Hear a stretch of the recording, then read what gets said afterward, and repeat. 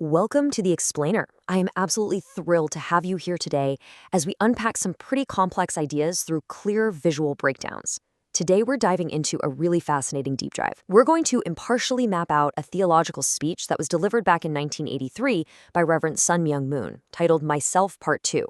It's actually a foundational text for the Unification Church, and it constructs this highly structured, totally interconnected worldview, where biology, family, and the cosmos all tie back to one single unifying concept. All right, let's just jump right in. So the text actually kicks off with this exact rhetorical question. What is the absolute most valuable thing in the world? Now, knowing the topic, you might instinctively guess true love, right? But the sermon takes a surprising turn right out of the gate. It argues that love just cannot exist in a vacuum. It depends entirely on relationships. Therefore, according to this specific framework, you are the most important thing in the world. The individual self is the necessary, absolute center for true love to even exist in the first place. To understand how this theology scales all the way from the individual to the universe, we'll follow a quick 6-part roadmap. We'll cover the essence of the self, truth, life and love, the purpose of gender, the 4-position foundation, natural law and deviations, and finally, building the heavenly kingdom. Okay, part 1, the essence of the self, finding the center of our being. The text uses this really fascinating biological metaphor to explain its spiritual concepts. Just think about the human body for a second. The brain is the functional center of your nervous system, and the heart is the center of your circulatory system. In a healthy body, those two systems have to work in absolute perfect harmony. The sermon basically argues that just as the nervous and circulatory systems are inextricably bound together to sustain our physical life, our spiritual being also requires a center to coordinate it. But where does that life actually begin? Well, the text asserts that we aren't actually independent. This quote perfectly captures the sermon stance. You are not an autonomous being. Your existence is part of a massive, continuous chain. It links back to your parents, flows through all your ancestors, and ultimately points directly to an invisible, substantial creator, God. God is framed here as the ultimate subject to our object, meaning his heart and brain are the literal source of ours. Moving right along to part 2, truth, life, and love, the 3 greatest values. Now, the crucial point here is how this theology actually defines truth. It doesn't view truth as this independent, standalone entity. Instead, it looks at the Chinese character for truth, noting it combines king and village. The sermon uses this to explain that truth is purely symbolic. It's simply a description, an explanation, or a quality of life and love. True love and true life are the actual, real origins. And truth, well, truth is just the reflection of those 2 powerful forces. And this brilliantly illustrates that sense of interconnectedness. The text uses a tree metaphor to explain our relationship to God. Think of a leaf on a branch. It might look completely different from the roots buried way down in the dirt, but they share the exact same vital elements. They belong to the very same whole. In this worldview, you literally cannot speak of yourself without including your roots, which ultimately trace right back to the divine. The speaker then pivots and poses this Socratic question to the audience. Which comes first? Love or life? According to this specific theology, love actually came way before existence. We were born into life, but the entire purpose of that life is to search for and fulfill love. Life isn't an end in itself. It's really just a vehicle for love. That brings us to part 3, the purpose of gender, subject and object dynamics. It's important to note here that the source material establishes a very strict binary framework. It defines men and women strictly as subjects and objects. In this worldview, a man is fundamentally built to search for his female object, and a woman is fundamentally built to search for her male subject.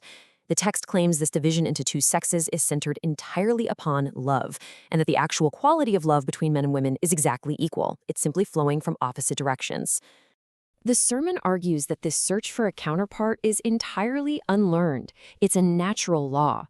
Just as trees grow instinctively and insects mate by pure instinct without ever needing a lesson, humans naturally and instinctively go in search of love. It's framed as our oldest, most innate wish in life, hardwired right into our very existence by the Creator. All right, part 4, the 4-position foundation, the architecture of the family. The text maps out family dynamics on 2 intersecting axes. First, you have the vertical dimension, which connects generations, flowing from God down to parents, to the self, and finally to children. Then you have the horizontal dimension, which is the bond between spouse and spouse. Experiencing these different directional stages of love is, according to the text, the absolute only way humans can truly come to understand and resemble God. This exact intersection creates what the church calls the four-position foundation. When a husband and wife unite around God and produce children, they create this complete, self-sustaining unit. The text asserts that when this foundation is properly established, it automatically repels outside interference, kind of like how an animal instinctively protects its young, and completely safeguards the family's unity against any external threats. Next up is Part 5, Natural Law and Deviations, Strict Boundaries in the Theology. So, neutrally exploring the source text here, it establishes a very sharp categorization of human relationships. Heterosexual unions are firmly classified as original nature, capable of propagation, bringing warmth, and resonating with universal law. Conversely, the sermon strictly condemns homosexuality, categorizing it as deviated love. The text argues that same-sex dynamics are contrary to nature, ultimately hollow, and carry the potential to literally destroy the individual, the family, and society at large. To justify this theological stance, the speaker actually uses a metaphor of electricity.